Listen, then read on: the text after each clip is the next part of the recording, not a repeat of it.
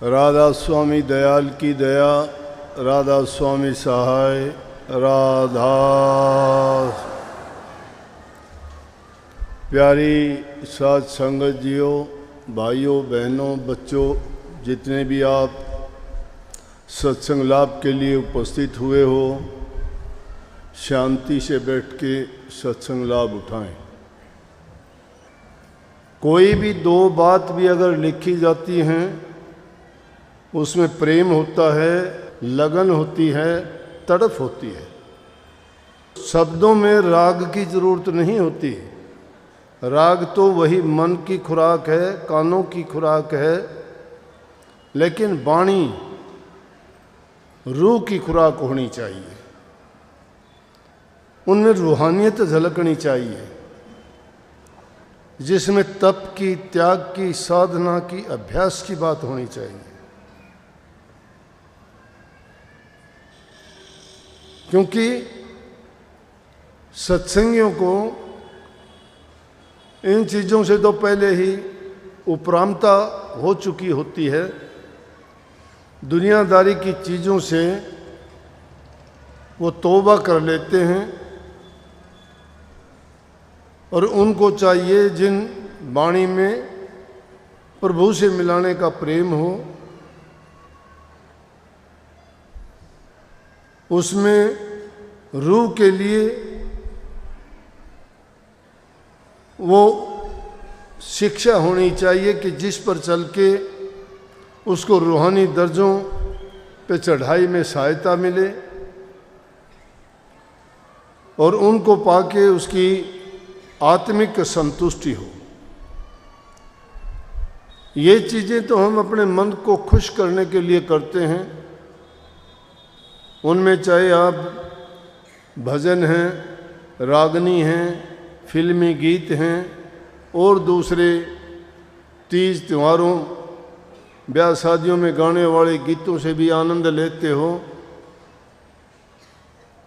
वो अवसर अवसर की बात होती है, लेकिन सत्संग में तो वही वाणी सत्संगियों को अच्छी लगती है कि जिसमें सतगुरु का गुणगान हो, सत्संग का बखान हो, मालिक की प्रार्थना हो, बेनती हो और जिसमें तड़प हो। बात तो इसमें बहुत बड़ी कही गई है। एक शिष्य के दिल में जब लगन और उमंग जगती है, अपने प्रीतम के लिए जब किसी को तड़प लगती है, तो वो ऐसी ही पुकार करता है।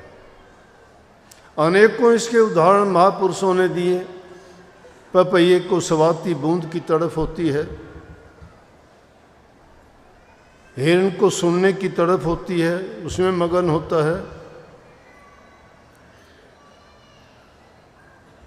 तो वो क्या करते हैं कि उसी तड़प के लिए, उसी बिरह के लिए पतंगे को सम्मा की जरूरत होती है।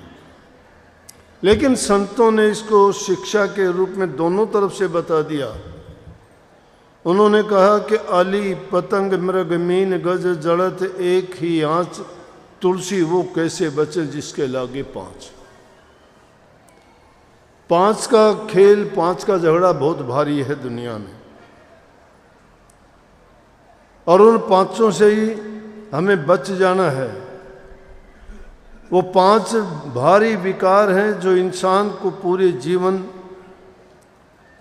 परमात्मा से दूर ले जाते हैं, भक्ति से दूर ले जाते हैं, नेक कर्मों से हटा देते हैं, पाप कर्मों में फंसा के उसको नरकगामी बना देते हैं।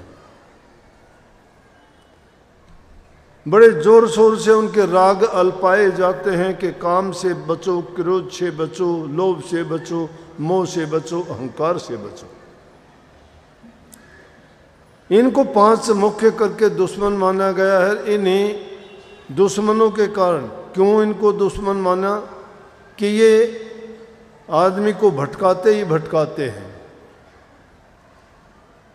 अगर इनसे जो बच जाता है तो समझो कि वो भक्ति के रास्ते पे आसानी से आगे बढ़ सकता है।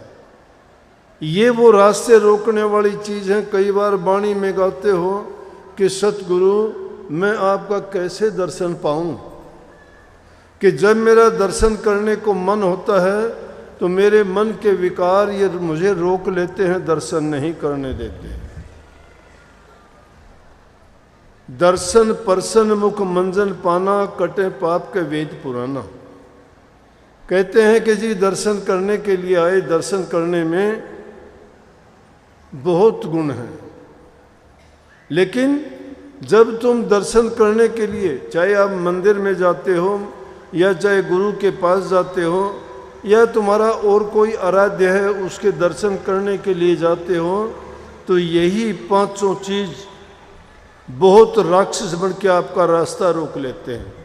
रास्ता रोकने का मतलब कोई रूप धार के नहीं, वो तो पहले से ही हमें उस रास्ते से भटका के अपने रास्ते पे ले जाते हैं।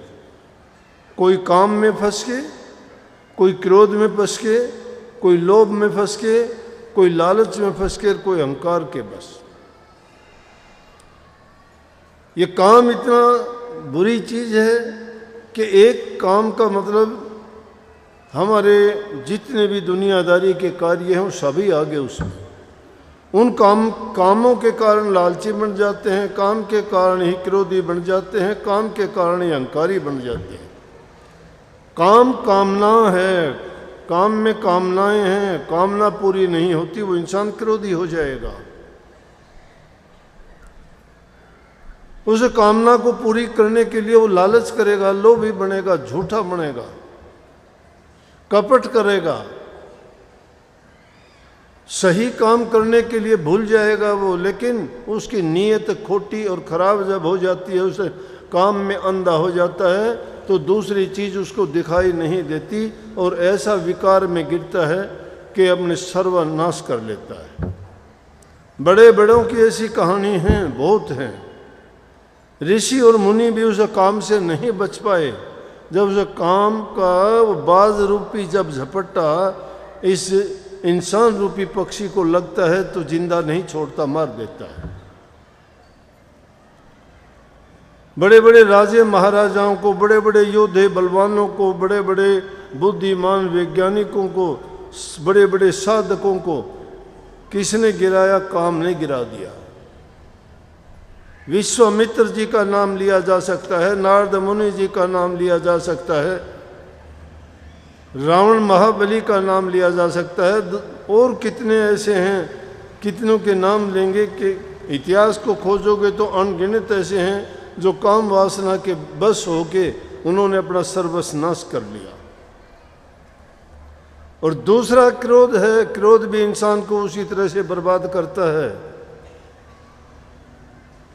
छोटी मोटी बात पे हम बिना समझे, बिना धैर्य रखे संतों के पास जाते हैं। वो क्यों कहते हैं कि भाई शांति रखो, धैर्य रखो, इंतज़ार करना चाहिए, सहन करना चाहिए। घड़ी आती है, बुरी आती है, भली आती है, लेकिन वो घड़ी चली जाती है, रुकती नहीं है।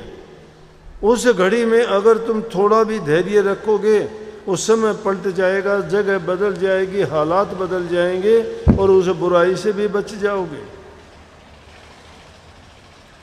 लेकिन जब हम धैर्य नहीं रखते, अपना आपा खो देते हैं, संयम नहीं रखते, तो ऐसे हालात पैदा करते हैं जिससे हमें बहुत बड़ा नुकसान उठाना पड़ता है। एक समय की बात, क्रोध की बात, अनेकों बार ऐसा देखा है कि जितने भी वंश खत्म हुए, जितने राज खत्म हुए, वो सब के सब क्रोध के बस उनके नाश हुए। अगर क्रोध नहीं करते, वो अगर सोचते, विचार करते कि दुनियादारी में ये चीज़ें कोई साथ लेके नहीं जाता, यहीं पे रह जानी हैं, चंद रोज़ के लिए हम क्यों उनको अपना मान के, दूसरे का मान के, उन पर अपना हक जता के क्या करते हैं? आखिर छोड़ के ही तो जाना पड़ता है, कोई साथ जाता ही नहीं। वही चार आदमी उसकी एक बना के पिंजरी पे लेटा के ले जाते हैं। शमशान घाट में जगह होती है, ये मिट्टी का पुतला है क्या ये? फरीद साहब ने कहीं देखा, उसने एक इंसान की मृत्यु हो गई, उसको मिट्टी में दबाने के लिए कब्र में ले जा रहे थे, वहाँ रख दिया। फरीद साहब देख के हैरान हो गए, क्योंकि जैसी जिसकी भावना, विचार और ख्याल होता है ना, वो इंसान उसी चीज़ के बारे में हमेशा उसकी सोच रहती है। कामी का गुरु कामनी, लोभी का गुरु दाम, भक्तन के गुरु संतर, संतन के गुरु राम। कामी आदमी हमेशा कामनी के बारे में सोचता रहता है, काम वासना के बारे में सोचता है। लोभी इंसान हमेशा अपने लाभ के लिए, पैसे के लिए, धन के लिए, जोड़ने के लिए इन बातों में फंसा रहता है। भक्त लोग गुरु के बारे में सोचते रहते हैं और संत परमात्मा के बारे में ही सोचते रहते हैं, उनकी वृत्ति वहीं लगी होती है। जो उन दुनियादारी की चीज़ों में फंसते हैं वो अपना सब कुछ खो देते हैं। जो प्रभु की भक्ति करते हैं, चाहे दुनिया के पदार्थ उनके पास कुछ ना हो, लेकिन उन्होंने सब कुछ पा लिया है, उसने अपने आप को जीत लिया है, उन्होंने प्रभु के दरबार में अपना स्थान बना लिया है। वो उस शांति के घर में जब पहुंच जाता है तो बार बार दुनिया के झमेले में, झगड़े में, इस जन्म मरण के चक्कर में नहीं आता। एक सेठ था, कारोबार करता था, कपास का फैक्ट्री लगी हुई थी। क्रोध की बात, लाखों का माल पड़ा था फैक्ट्री में। काफी सालों के बाद उसको कोई बच्चा नहीं हुआ था, एक लड़का पैदा हुआ। वो भी कैसे, पत्नी को कभी महात्माओं के पास लेके गया, कहीं डॉक्टर वैद्यों को दिखाया, कभी ज्योतिषियों से दिखाया, कभी पंडितों से दिखाया, लेकिन इंसान अपनी ज़रूरत को पूरा करने के लिए जब तक पूरी नहीं हो जाती तो हर दरवाजे को खटखटाता है, सोचता है कि मेरी इच्छा यहाँ से पूरी होगी, मेरी इच्छा यहाँ से पूरी होगी। और मैं कहता हूँ एक खुदा का दरवाज़ा खटखटाया करो, सबकी इच्छा पूरी होगी। जन जन के दरवाजे खटखटाने से नहीं, उसका दरवाज़ा खटखटाओ जो सब चीज़ों का मालिक है, वो आपको मालोमाल कर देगा, देरी नहीं लगेगी। लेकिन बात मैं कह रहा था कि पहले दूसरी तरफ ना चली जाए। जब फरीद साहब ने उसको देखा मुर्दे को दबाने लग रहे थे, तो विचार करते हुए कहता है कि देख फरीदा, मिट्टी खुली, मिट्टी खुली, जमीन को खोद रखा है। अपने आप से कहता है, देख फरीदा, मिट्टी खुली, मिट्टी उत्ते, मिट्टी डुली। ये इंसान भी मिट्टी है, मरने के बाद सब मिट्टी हैं, हम मिट्टी में ही मिल जाना है।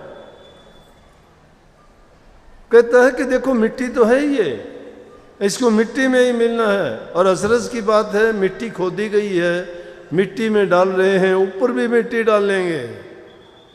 क्या हुआ तो हम कौन हैं? मिट्टी। बोले कि देख फरीदा, मिट्टी खुली, मिट्टी उते, मिट्टी डोली, मिट्टी हंसे, मिट्टी रोवे, अंत मिट्टी दा मिट्टी होवे। क्यों करता बंदा मेरा मेरी, 3.5 हाथ जमीन बतेरी, ना कुछ तेरा ना कुछ मेरा, ये जग जोगी वाला डेरा।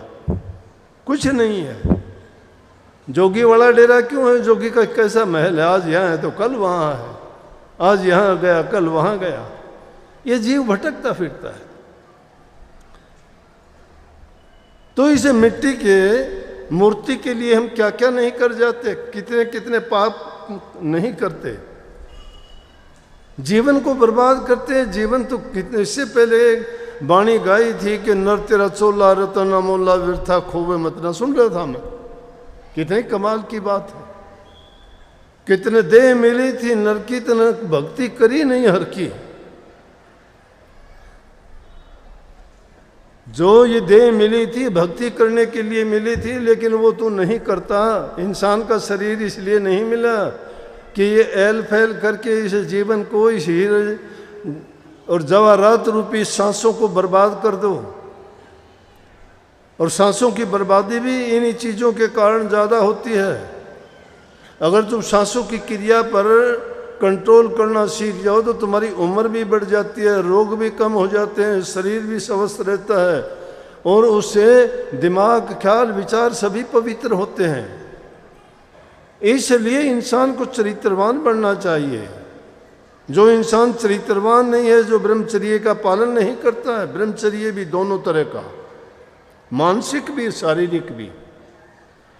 मान लिया शारीरिक ब्रह्मचर्य की तुम दुहाई दे दोगे कि हम शारीरिक ब्रह्मचर्य कर रखा है, हम नहीं काम में पड़ते नहीं ऐसी, लेकिन जब तक तुम्हारी वासना काम में है तुम्हारा ब्रह्मचर्य पूर्ण नहीं है। जो विचारों से ब्रह्मचर्य का पालन नहीं करता वो भी ऐसा ही है। विचारों का भी ब्रह्मचर्य का पालन करना बहुत आवश्यक है। मानसिक विचार उसके बिल्कुल उससे भिन्न होने चाहिए। जब मानसिकता तुम्हारी सही होगी फिर शरीर का ब्रह्मचर्य करोगे, वो तुम्हारे लिए बहुत ही गुणदायक, लाभदायक और फायदेमंद रहेगा। और जिन्होंने उसका पालन किया है उनके तंदुरुस्ती, शरीर के स्वस्थ, ये रोजाना की शिकायत जो रहती है ना, उन लोगों में कमी होती है। वो लोग भजन करने के लायक नहीं रहते, वो लोग सुमरण नहीं कर सकते, उनको वचन कोई काम नहीं करता। इसीलिए गुरु के वचन सुनते हैं, लेकिन उस वचन सुनने से उनको कोई फायदा नहीं है। सुनते हैं, वो सुनने के बाद खत्म, वो कुछ नहीं है। अगर तुम सच्चे मार्ग पर चलोगे तो थोड़ी बहुत है, इंसान को इतनी रोजाना शिक्षा मिलती है। हमें तो गुरु की चाय एक बार कप में मिली थी, जिंदगी बदल गई। तुम रोजाना खाते हो, मेरा झूठा, तुम्हारा तो किसी का मैंने कुछ बदला देखा नहीं। एक कप चाय के पहले की आधी घूंट मिली होगी, जीवन बदल गया था। अरे जिस इंसान की भावना होगी वो जीवन उसका नहीं बदलेगा क्या? एक तमाशा और मेला मान के अगर हम आते ही हैं तो ये किसकी मन की खुराक है ये? इसलिए उनको 5 दुश्मन इसीलिए माना गया। उन दुश्मनों के साथ हमारा रोजाना झगड़ा रहता है, ये तो बाहरी दुश्मन है। लेकिन हमने उन दुश्मनों के माध्यम से दुनियादारी के अपने रिश्तेदारों को, अपने भाईचारे को, अपने समाज के लोगों को दुश्मन बना लिया है।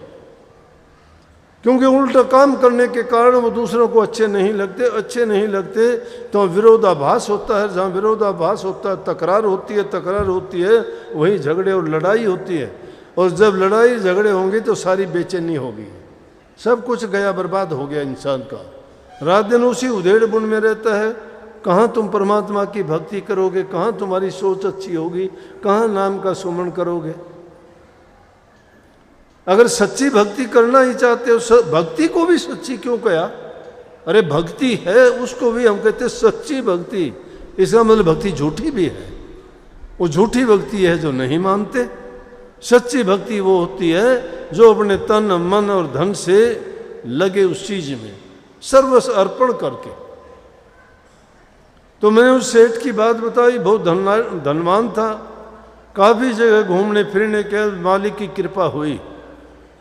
मालिक के दरबार में कमी नहीं है। सच्चे दिल से जो पुकार करता है वो सबके दुख, दर्द, पीड़ा को समझता है।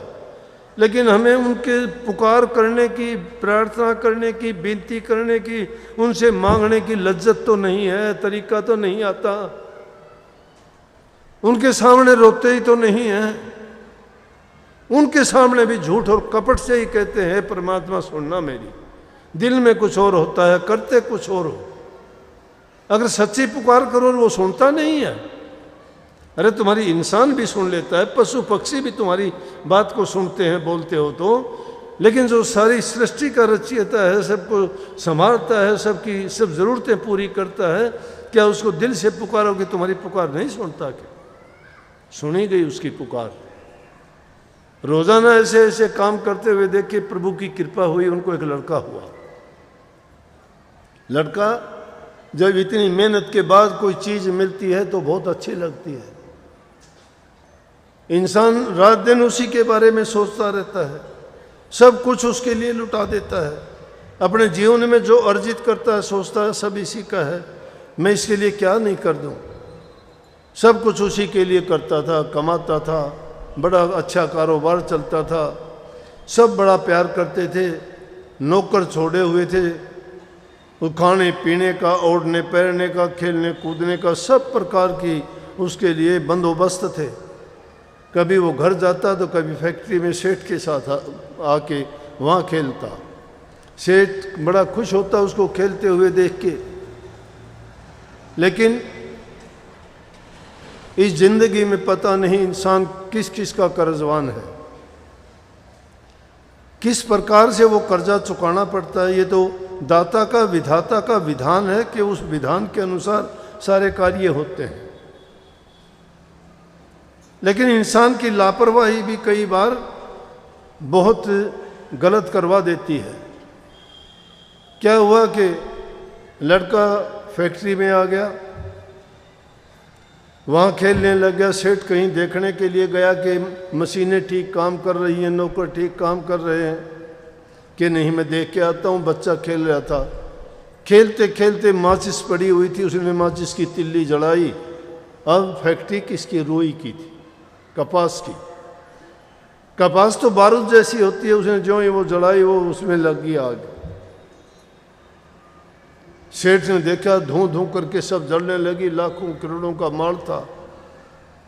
क्रोध आया। ये क्रोध बहुत बड़ा दुश्मन। ये दूसरा दुश्मन का बता रहा हूं। इतना क्रोध आया उसको कि गुस्से में आके उसने वहाँ बट्टे रखे हुए थे, एक बट्टा दे मारा बच्चे को। बच्चा सिर में लगा, लगते ही वो गुजर गया। बच्चा गुजर गया। नौकर था, जाके घर सेठानी को बता दिया कि सेठानी फैक्ट्री में आग लग गई। बोली बहुत बुरा हुआ। बोली फिर कहने लगा कैसे लगी?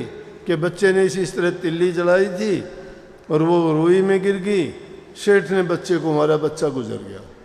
सेठानी ने जब सुना तो उसके तो बहुत ज़्यादा मोह था अपने बच्चे में, उसने फांसी ले ली वहीं पे। नौकर ने आगे बताया सेठ घर चलो, सेठानी ने तो फांसी ले ली।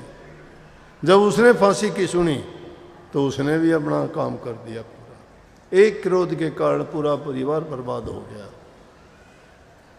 क्या कुछ बनाया था, क्या सोचा था, किस लिए कर रहे थे, लेकिन मिनटों में ही एक छोटी सी चीज़ के कारण, एक क्रोध के कारण बर्बाद हो गया। अगर वो सोच लेता कि जो होना था हो गया, अब उस चीज़ के बारे में संयम रखता, धैर्य रखता, तो ऐसा नहीं होता। अब इस चीज़ के लिए प्रभु को दोष देना गलत है कि प्रभु ने मेरी रक्षा नहीं की,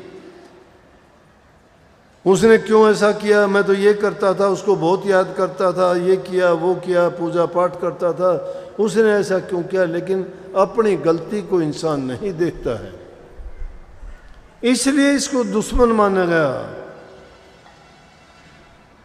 तीसरी चीज है लोभ की। लोभ के कारण आप देखते हो क्या क्या नहीं कर जाते। अरे लोभ के कारण बाप बेटे का झगड़ा आज कोर्ट कचहरियों में चलते हैं। भाई भाई का झगड़ा है, छोटे से जमीन के टुकड़े के लिए उनके आपस में झगड़े होते हैं, एक दूसरे को कत्ल तक कर देते हैं और वो जेलों में सड़ता है, उसको मार देता है, ज़मीन का टुकड़ा वहीं रह जाता है। ना उसका रहा ना उसका रहा, घर में पीछे रहने वाले सब के सब पूरी जिंदगी दुख उठाते फिरते। क्या आधार रह जाता है जिस घर में एक ही आदमी होता है कमाने वाला, और वो जब नहीं रहे तो दर दर की ठोकर खाने के लिए बाकी के लोग रह जाते हैं। ना वो ज़मीन का टुकड़ा उनका रहा ना उनका रहा, वो उसको उसने मार दिया, वो जेल में सड़ के मरेगा। क्या किस कारण है ये ऐसा? लोभ के कारण। ये लोभ ऐसा दुश्मन है कि जिसको लोभ जब लग जाता है तो इंसान रुकता नहीं है। नहीं देखते क्या रोजाना अखबारों में, टीवी में बड़े बड़े पैसे वालों के पास जब उन पे के वो रेड पड़ती है और उनको देखते हैं तो कितने नोटों के बंडल निकलते हैं, और यूँ नहीं देखते कि हमारे देश में लोग भूखे सड़कों और फुटपाथों पर पड़ते हैं। सोने के लिए उनके पास मकान नहीं है, खाने के लिए अन्न नहीं है, पहनने के लिए कपड़े नहीं हैं। सर्दी गर्मी बरसात में उनकी हालत क्या होती है। जीवन इंसान का है, जीते पशु की तरह से हैं, और वो दूसरे उनके नोट उनकी कोठियों में सड़ते हैं, उनके ऊपर रेड पड़ती है, उनको लोग यूं ही ले जाते हैं, ना उनके रहते। लेकिन इतना कुछ होने के बावजूद भी वो गलत तरीका जिससे वो कमाते हैं उसको छोड़ते फिर भी नहीं। ये लालच ऐसी चीज है। और फिर अहंकार तो सबका है। काम में 10,000 हाथियों का बल है, एक हाथी में ही कितना बल है। क्रोध में 20,000 हाथियों का, लोभ में 30,000 हाथियों का, मोह में 50,000 हाथियों का बल, और अहंकार में इतना बल है जितना उन सब में है।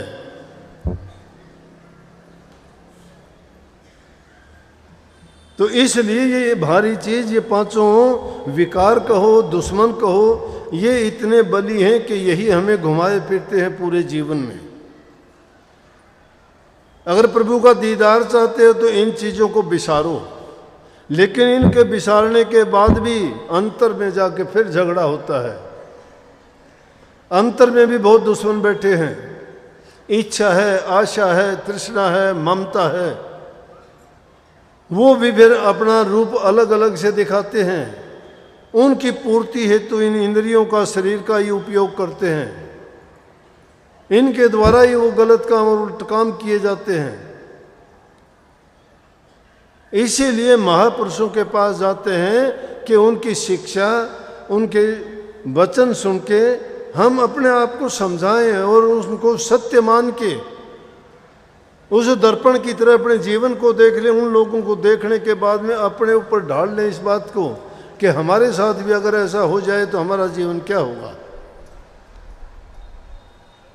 परंतु इस इंसान के साथ ऐसा होना स्वाभाविक है। वो क्यों करता है कि जिस देश में हम रहते हैं, इस देश में शासन किसका है? काल का। काल सबसे बड़ा है।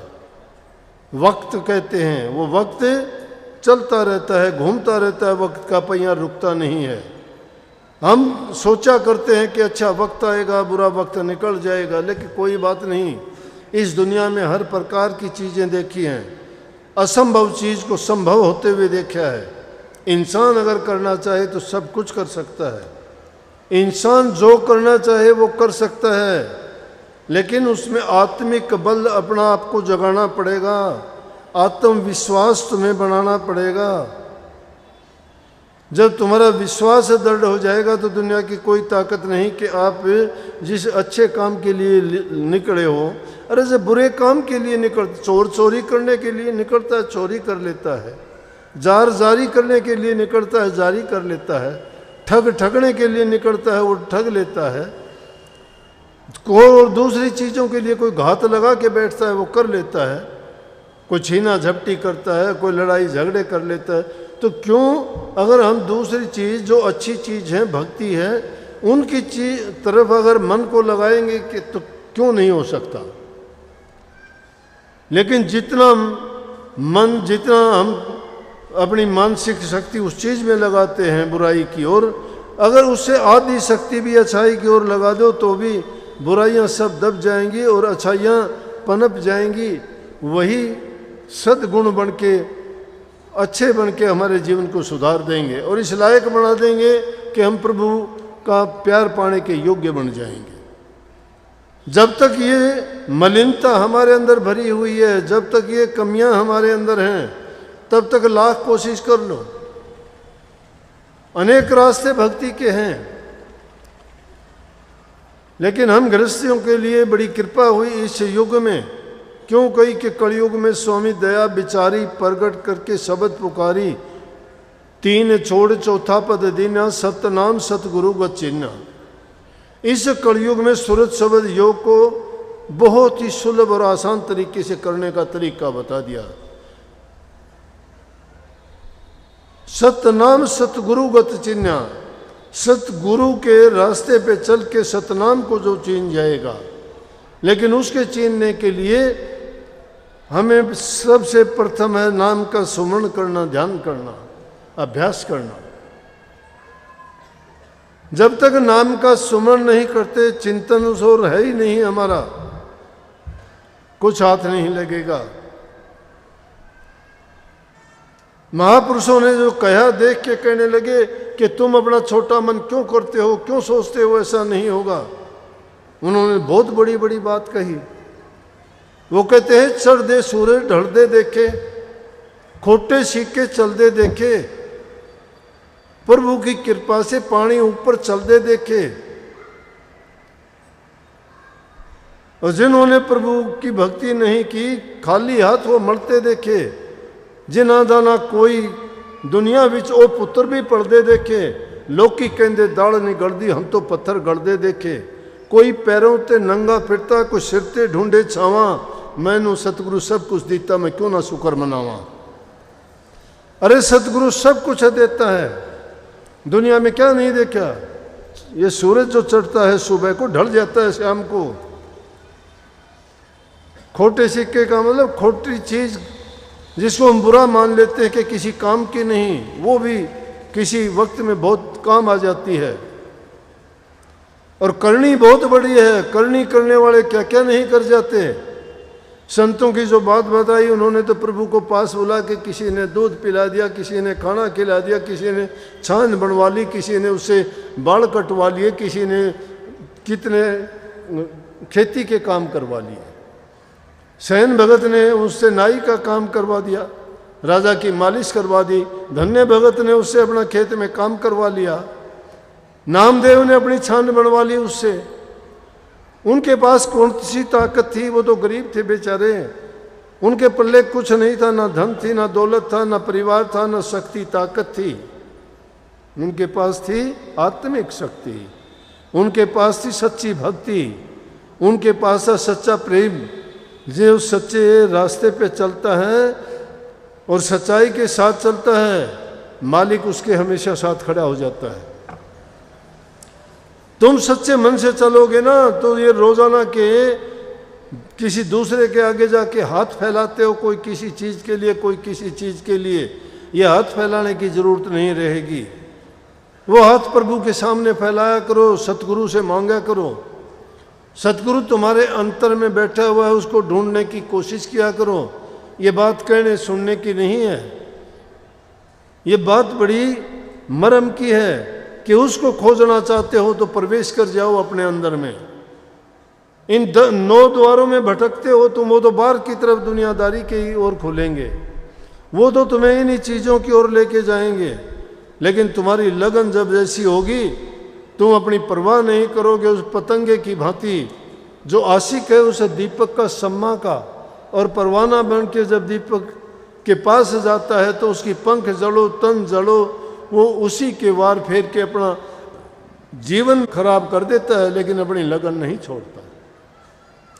उस हिरण की तरह से अगर सच्चे आशिक हो, उसको पाने के, उस धुन शब्द धुन को सुनने के लिए, तो उसमें अपने मन को लगाया करो। ये बाहर के दरवाजों को बंद करके अंदर की जो तुम्हारी इंद्रिय हैं उनको खोल के देखो।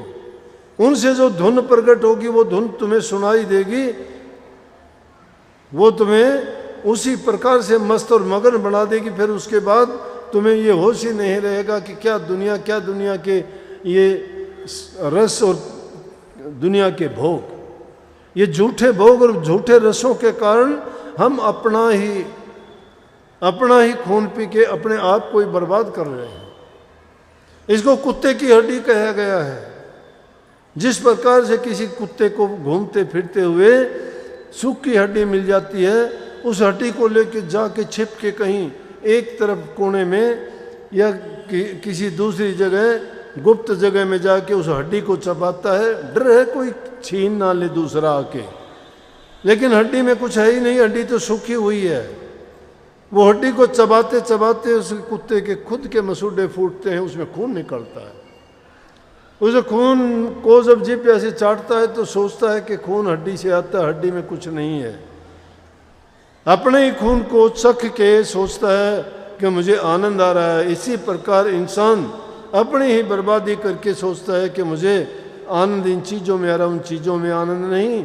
आनंद का भंडार हमारे अंदर में है, वो अमीर रस अंदर में भरा हुआ है, जिसके पीने से आदमी अमर हो जाता है, सब व्याधि रोग कष्ट दूर हो जाते हैं। लेकिन वो कहाँ है जिसको पलटू साहब ने कहा है? उसको पाने के लिए ये इंसान एक प्रकृति में उस उल्टे पेड़ की तरह से है, जिसकी शाखाएं नीचे की तरफ, जड़ ऊपर की तरफ है। पलटू साहब ने उसको उल्टा कुआं कहा है कि उल्टा कुआं गगन में तिसमें जड़े चिराग, तिसमें जड़े चिराग जड़े बिन रोगन बाती, जलता है 6 ऋतु 12 मास जड़े दिन राती, निकसे एक आवाज चिराग की ज्योति माही, कोई गुरमुख सुनता और कोई सुनता नहीं, पलटू जो कोई सुने तिसके ऊंचे भाग। उल्टा कुआं गगनमर्तीश में जड़े चिरा। ये इस उल्टे कुएं में जब उस 10वें रास्ते के द्वारा तुम अधर मंजिलों में पहुंचोगे, जो एक रहस्य है हमारे लिए, लेकिन संतों ने इशारतन बखान किया है उनका। उनको ये ना मान लेना कि उन्होंने सत्य सत्य वही कह दी जो बात है, नहीं, वो अनुमान रूप में कही गई है। प्रमाण तो इंसान खुद अनुभव करता है, जब भी पता लगेगा। बताने के लिए दुनियादारी की चीज़ों के नाम लिए गए हैं। कहीं मृदंग का नाम ले दिया, तो कहीं वीणा का नाम ले दिया, तो कहीं सारंगी सितार का नाम ले दिया, तो कहीं बंसरी का नाम ले दिया। लेकिन इनसे तो बहुत ज़्यादा धुनी है। कितनी धुनी अनेकों प्रकार की आती हैं। चरणदास ने तो उनको 10 प्रकार की बता दिया, और वो सब के सब एक जगह की नहीं, अलग अलग है। कोई ऊपर कोई नीचे, पता नहीं कितनी कितनी एक एक मंजिल पे कैसी कैसी आती हैं। उनको सुन के मन मगन होता है, मन मगन होता है। जब संत कहते मन मगन भया, फिर क्यों बोले? मन मगन जब हो जाता है, बोलने की जरूरत नहीं। जिसने भी पाया उसी ने छिपा लिया। किसी कहते छिपा लिया, अरे छिपाया क्या, बता नहीं सकते, क्योंकि जो चीज़ अनुभव करती है उसकी जबान नहीं है। वो खुद अनुभव करती है, लेकिन वो किस जबान से बखान करे? तो संतों ने कह दिया कि गूंगे का गुड़ है वो। जैसे गूंगा आदमी कोई मिठाई को खा लेता है, मिठाई को पाके खुश तो हो जाएगा, मस्त मगन होगा, हंसने लगेगा, लेकिन तुम उससे पूछ नहीं सकते। गूंगा होता है, बहरा भी होता है ना, उसको तुम्हारी बात उसको पता ये क्या पूछता है, उसकी जबान नहीं है, वो क्या बोले। इसलिए ना तो बता सकता है, और जो उसने पाया है उसने पाया है। इसलिए उस सच्चा भक्ति का रूप तो ये है कि जब आप लोग भी उस नाम का सुमन करते हुए उस नूर को देखोगे, अंदर में जाओगे, उन आकाशों को पार करते हुए जब उन धुनियों को सुनोगे, अंदर के नज़ारे देखोगे, जो जिसको ज्योति रूप प्रकाश रूप में अनेकों प्रकार की आपको ऐसी चीज़ें नज़र आएंगी जिनको देख देख के आप खुद भी हैरान हो जाओगे। लेकिन वो चीज़ें इस संसार में विशाल और विराट रूप में बनाई गई हैं, और वही इंसान के शरीर में सूक्ष्म रूप में बनाई गई हैं। उनमें चलने के लिए जो 3 मुख्य नाड़ियाँ हैं, बाईं ओर को एड़ा नाड़ी है, दाईं ओर को पिंगला नाड़ी, ये उन इलाहाबाद के पास में गंगा, जमुना और सरस्वती तीनों नदियों की भांति है। उनमें 2 तो जाहिर में हैं, लेकिन तीसरी सरस्वती गुप्त है। इसी प्रकार से जो तीसरी नाड़ी है सुषुम्ना नाड़ी, वो उन दोनों में गुप्त रूप से जाके मिल जाती है।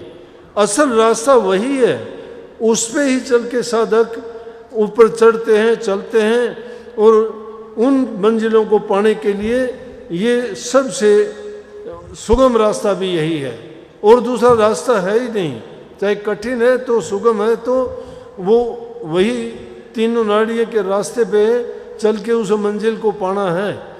लेकिन उसके लिए मेहनत कठोर करनी पड़ेगी, बाहर की वृत्तियों को रोकना पड़ेगा। अंदर में धीरे धीरे एक दिन का काम नहीं है। अभ्यास करते करते करते करते जब जाओगे, बहुत टाइम लग सकता है। जिनके पवित्र विचार हैं, पीछे की अच्छी करनी है, पिछले जन्मों में नेक कर्म करके आए हैं, या भक्ति के रास्ते पे चलते हुए उनके रास्ते में कोई बाधा आने के कारण दोबारा इंसान का चोला मिला है, तो उनको बहुत जल्दी भी ऐसे अनुभव हो सकते हैं। लेकिन जिनको नहीं होते उनको भी चिंता करने की ज़रूरत नहीं है। ये एक वाणी गाया करते हैं, लागे रही ये प्रेमी मेरा भाई रे, तेरी बनत बनत बन जाई रे। कितने कमाल की बात है कि लगे रहो, लगे रहो, घबराओ नहीं, पीछे ना हटो। मंजिल को पाने के लिए आगे बढ़ते हैं, पीछे कोई नहीं चलता। जो जिस काम में सब दुनियादारी के कामों में लगते हैं, वो आदमी ज़्यादा से ज़्यादा ही किसी चीज़ को प्राप्त करने या ऊंचे पद पर पहुंचने की कोशिश करते हैं। वो आगे ही बढ़ते हैं, पीछे मुड़ के नहीं देखते। इसलिए भक्ति के मार्ग में हमारी गिरावट क्यों होती है? इन चीज़ों के कारण, उन विषय विकारों के कारण, अपनी बुरी सोच के कारण, अपने पाप कर्मों के कारण हम गिरते हैं। नहीं, कोई इंसान गिरता नहीं, आगे बढ़ेगा। और उसके लिए आदमी को रात दिन अपनी खुद की निगरानी करनी पड़ेगी। इसको मन को भटकने से रोकना पड़ेगा। ये तो बार बार आपको गिराने की कोशिश करेगा। हर चीज़ में ये आपको, जब प्रभु की भक्ति की ओर लगोगे, ध्यान करने लगोगे, सुमन करोगे, अभ्यास करोगे, तो आपको उससे इतना वो करेगा कि आपका मन हटने लग जाएगा कि नहीं, सुस्ती ला देगा। ये करेगा कि कल को शुरू करेंगे, परसों करेंगे, कोई दूसरी चीज़ ऐसी याद दिला देगा, कह देगा इसमें क्या रखा, उसमें मन लगेगा, उसको छोड़ के उस दूसरी चीज़ में अपने मन को फंसा देंगे। लेकिन उस टाइम पे ये अपनी पैरा देना है, इस मन पे पैरा देना है। महात्माओं ने अनेक तरीके बताए हैं उसको, मन को रोकने के लिए। जब मन ऐसा करता है तो उस मन को छकाओ, एक ही दिन में ऐसा काम कर दो कि मन आगे कभी सोचे ही ना। महापुरुषों ने तो अनेक तरीके बताए, कई बार पहले भी जिक्र आया होगा।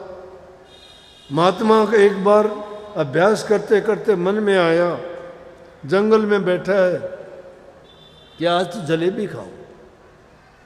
महात्मा का काम जलेबी, वो तो भीख मांग के खाते हैं, भिक्षा होती है, मांगने के लिए जाते हैं, ज़्यादा मिल जाती है, 3-4 दिन उसी में अपना गुजारा कर लेते हैं, क्योंकि उनको उससे रस और आनंद की ज़रूरत नहीं, सिर्फ शरीर को जिंदा रखने के लिए खाते हैं।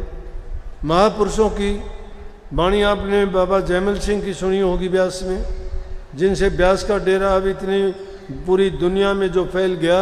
उन्होंने ब्यास नदी के किनारे इतनी करनी की कि रोटियां सूखी भी तार में टांग के रख देते थे अपनी झोपड़ी में, और जब खाने का टाइम होता पानी में भिगो के सूखी रोटी कितने कितने दिन की खाई। लेकिन उस सूखी रोटी के खाने के कारण और वो अपनी भक्ति की कमाई करने के कारण ऐसा काम कर दिया कि वो राधा स्वामी मत पूरी दुनिया में फैल गया। त्याग के बिना कुछ मिलता नहीं है। तो मन तो पता नहीं क्या का क्या करेगा, उनका क्या मन नहीं था, क्या उसके मन में ये विचार ख्यालात नहीं पैदा हुए होंगे। उन महापुरुषों के जीवन से हमें ये सीख लेनी चाहिए। इसीलिए मैं तो सीधी बात एक कहा करता हूँ कि एक इंसान ने जो काम कर दिया वो दूसरा इंसान कर सकता है। उठने के लिए ऐसे ऊंचे आदर्श वाले लोगों की तरफ ख्याल किया करो कि उसने ऐसा किया था तो मैं भी ऐसा कर सकता हूँ। अगर ऐसा वो सोच के चलते हैं तो निश्चित रूप से वो कर जाते हैं और अपने जीवन को सफल बना लेते हैं। तो वो महात्मा जंगल में बैठा, ध्यान अभ्यास में था, बैठे बैठे मन में ख्याल आता है कहाँ प्रभु की भक्ति जो जीवन को संवारती है, बनाती है, हर प्रकार की सुख सुविधा आनंद उसी में होता है। पूरा जीवन लगा दिया, घर बार त्यागा, दुनिया छोड़ी, दुनिया के रस स्वाद त्याग दिए, कहाँ जलेबी की मन में आई। कोई दबी हुई भावना मन में प्रकट होगी, चखी हुई थी, कभी ख्याल आ गया। जिसने कभी किसी चीज़ का रस आनंद देखा नहीं उसको क्या पता इसमें क्या आनंद है, लेकिन कभी खाई होगी, चखी होगी। महात्मा के मन में आई कि आज तो जलेबी खानी चाहिए। मन ने कहा, अब झगड़ा हो गया मन में, मन कहता है खानी चाहिए, महात्मा की बुद्धि ने कहा कि ये तो है तो गलत, लेकिन आज ये भावना उठाई है कल को और उठाएगा कि खाएं कहाँ से, जलेबी तो हलवाई देगा पैसे में, पैसे तेरे पास नहीं। मन बोला लकड़ियाँ इकट्ठी कर ले, लकड़ियाँ इकट्ठी कर ली, सूखी बोला जाके बाजार में बेच दे इनको, पैसे मिलेंगे, उससे जलेबी खरीद ले। महात्मा ने वैसा ही किया, लकड़ियाँ इकट्ठी की, गट्ठड़ बांध के सिर पे रखा, लोग देखे महात्मा लकड़ियाँ उठा ले जा रहा है। लकड़ियों को बेच के पैसे लिए, हलवाई को पैसे दे के जलेबी ले ली। लेकिन जो सच्चे रास्ते के लिए निकलते, दुनियादारी की परवाह नहीं करते, हस्ती चढ़िए ज्ञान के सहज गलीचा डाल, स्वान रूप संसार भोकण दे जखमार। जब ज्ञान के हाथी पर चढ़ते हो तो परवाह ना करो दुनियादारों के, स्वान रूप हैं वो, हाथी पे चढ़े हुए सवार को कुत्ते भौंक तो सकते हैं, काट नहीं सकते। भक्ति हाथी की सवारी है, जब हाथी की सवारी के लिए निकले हों तो भौंकड़े दीजिए, परवाह ना करो, कोई कुछ कहेगा, कोई कुछ, झूठे सच्चे पता नहीं क्या क्या जोड़ देंगे लोग। और आज के ज़माने में तो सब कुछ जोड़ देंगे, अनहोनी को होनी कर देंगे। तो महात्मा है ली, उनको क्या पता, लोग बोले कि देखो महात्मा है जलेबियां ले रहा है। सुन ली महात्मा, सुना के भी कहने लगे कुछ कि बाणा ले लिया लेकिन स्वाद नहीं छोड़ा। ठीक बेचारा जलेबियां लेके वापस जंगल में गया, आसन पे बैठ गया, जलेबियां आगे रख ली, जलेबियां खाने लगा, खाते खाते मन भर गया। कहने लगा बोल मन, बोला जी बस। ना भाई, इतने नेक काम से मुझे हटाया, मेहनत करी, बाजार में गया, दुनिया की उल्टी सीधी बातें सुनी, अब तो और खा। बोला नहीं नहीं और नहीं, नहीं बोला खानी पड़ेंगी, हाथ से उठाई और ठोक दी मुंह में। अब मन बिल्कुल भर गया, बोला कि ना अब नहीं, अब मैं यहाँ तक भर गया, अगर और खाऊंगा ना तो बात गलत हो जाएगी। बोला कि होने दे गलत, खा, अब तो तेरा मन था, पूरी खा, अब कमी ना छोड़। क्या किया, खाते खाते सब फेंक दी बाहर। क्यों, आखिर कितनी देर रखेगा, खाते खाते बाहर फेंक दी सारी। बाहर फेंक दी तो क्या करता है महात्मा का काम देखो, जलेबी और उठाई, उस उल्टी में उसको लपेट के फिर दोबारा मुंह को लगाई, बोला खा। निकम्मा, तूने जो है मेरे साथ ऐसा काम किया कि जो चीज़ मैं पाने के लिए पूरी जिंदगी लगाई और तू मुझे उस चीज़ से भटकाता है, खा अब तू। मन करने लगा मैं हाथ जोड़ता हूँ, आज पीछा छोड़ दे, आइंदा के लिए मैं ऐसी कभी कोई सोच मन में नहीं करूँगा, कुछ नहीं चाहूँगा, कुछ नहीं मांगूंगा, जो आप कहोगे वो करूँगा। ये है महात्माओं का जीवन। महात्मा इस तरह से अपने मन में उठने वाली जो ये बुरी चीज़ें हैं उनको दबाते हैं, इस मन को इस तरह से हराते हैं। ये नहीं कि मन के गुलाम बन के मन ने कहा चल दिए, कोई कहे ये खा ले के बोला आने दे, दूसरा कहे कि हाँ दे दे, ये भी दे दे। पेट को क्या कुआं बना दिया, मन में आया वो डाल लिया, फिर टसकते हो, ना आदमियों में बैठने के काबिल, ना कभी ज़ोर ज़ोर से डकार आती हैं, कभी फिर डॉक्टर के पास, उसके पास, ये पास, मुझे शुगर हो गया, मुझे हार्ट अटैक हो गया, मुझे ये हो गया, वो क्यों ऐसा काम करते हो?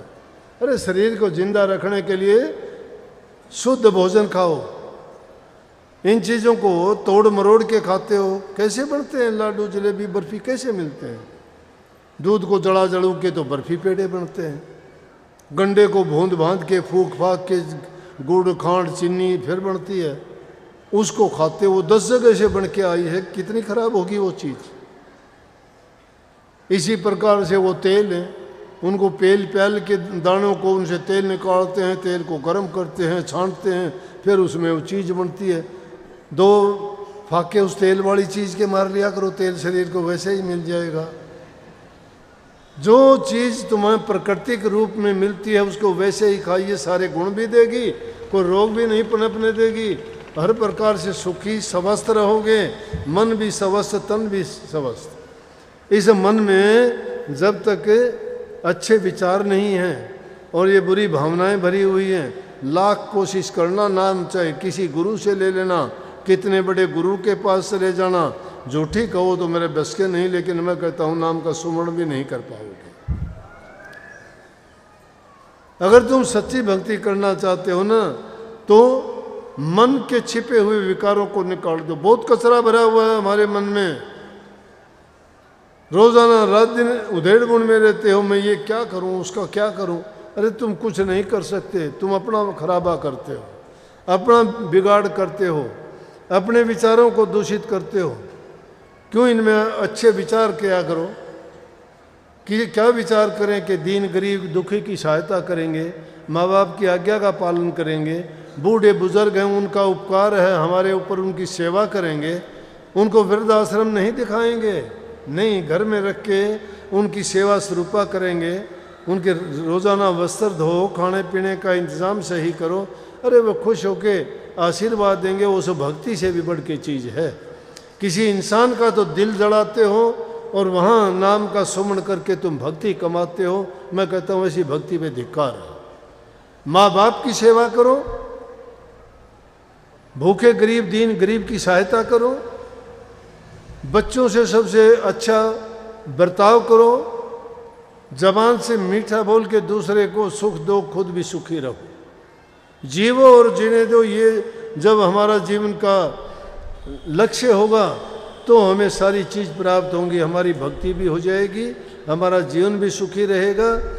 और हर प्रकार से जिन घरों में माँ बाप की सेवा होती है उनके विचार अच्छे होते हैं, आपसी मेल जोड़ सबका सही है, बुज़ुर्गों के कहे में चलते हैं, उन घरों के संस्कार अच्छे होने के कारण स्वर्ग जैसा उनका माहौल होता है घर का। और जिन घरों में दुनियादारी की चर्चा होती है, निंदा होती है, बुराइयां होती हैं, एक दूसरे की बातें नहीं सुनी जाती, माँ बाप की इज्जत कदर नहीं करते, उनकी सेवा नहीं होती, वो घर शमशान घाट के बराबर है। इसलिए सुख जिस घर में है हर चीज़ वहाँ पर बहुत सुलभ है, भक्ति भी उनके लिए उतनी ही सुलभ हो जाएगी, प्रभु भी उनके घर में आके वास करेगा, लक्ष्मी उनके घर में आके वास करेगी, शांति भी वहीं आ जाएगी। लक्ष्मी, शांति, परमात्मा सब के सब उनके घर में आके जब वास करेंगे, हर चीज़ में उनको पाने की ज़रूरत नहीं, उन्होंने पा लिया है गुप्त रूप से, उनको पता ही नहीं लगा। जिस घर में ये चीज़ें आ जाती है सोच लो कि ये अच्छे लक्षण हैं, इसका मतलब प्रभु की कृपा उन पे बरस रही है। जो चीज़ तुम्हें, ये भी भक्ति है, ये लौकिक भक्ति है, वो परलौकिक भक्ति है, वो रूहानी भक्ति है, संसारी भक्ति है।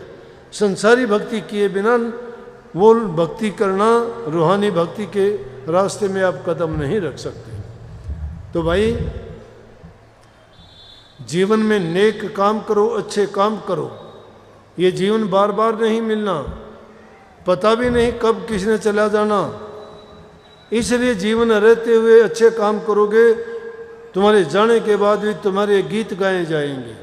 वैसे तो मरने के बाद कोई 10 दिन भी किसी को याद नहीं रखता, लेकिन जो इंसान नेक कर्म करके जाता है उसको हमेशा के लिए, आज दादू पलटू कबीर नानक सबरी और ये नहीं है दुनिया में, लेकिन ना होते हुए भी उनके रोजाना के जिक्र क्यों होते हैं? अमर है, देह रूप में नहीं है, विदेह रूप में हाजिर हैं वो।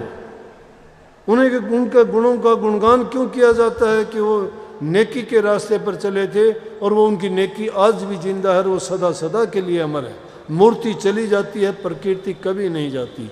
इसलिए नेक काम करो और उसके साथ साथ गुरु के बताए मार्ग पर चलो। गुरु आपसे यही चाहता है कि नाम का सुमन करो, अभ्यास रोजाना किया करो, धीरे धीरे करते जाओगे, तुम्हारा मोक्ष द्वार खुल जाएगा और तुम्हारा जीवन का लक्ष्य पूरा होगा।